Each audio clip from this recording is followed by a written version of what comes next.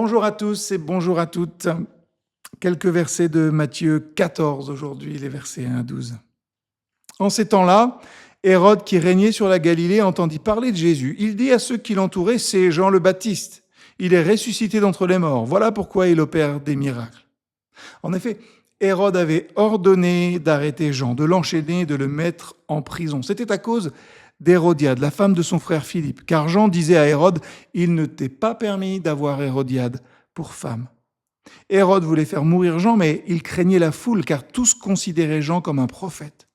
Cependant, le jour de l'anniversaire d'Hérode, la fille d'Hérodiade dansa au milieu des invités. Elle plut tellement à Hérode qu'il jura de lui donner tout ce qu'elle demanderait.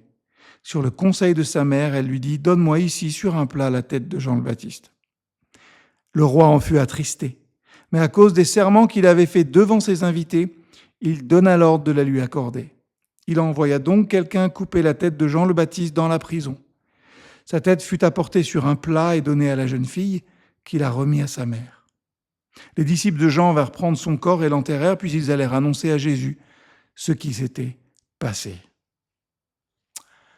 Un texte un petit peu particulier là aussi.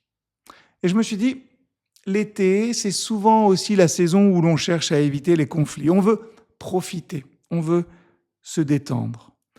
Jean-Baptiste pourtant nous rappelle une réalité, dire la vérité peut avoir un prix. Il refuse de flatter le pouvoir, il refuse le silence confortable et ça lui coûtera la vie. Nous vivons dans une époque où il devient parfois beaucoup plus facile d'être populaire que fidèle. Mais Jésus n'appelle jamais ses disciples à rechercher l'approbation, il les appelle à la fidélité.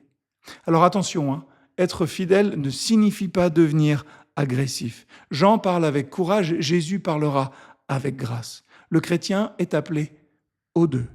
Le courage sans amour, ça devient juste de la brutalité. L'amour sans courage, finalement, ça devient juste du vide. Alors demandons à Dieu les deux choses. Et puis, posons-nous la question, est-ce qu'il y a dans notre vie une vérité que l'on repousse par peur du regard des autres?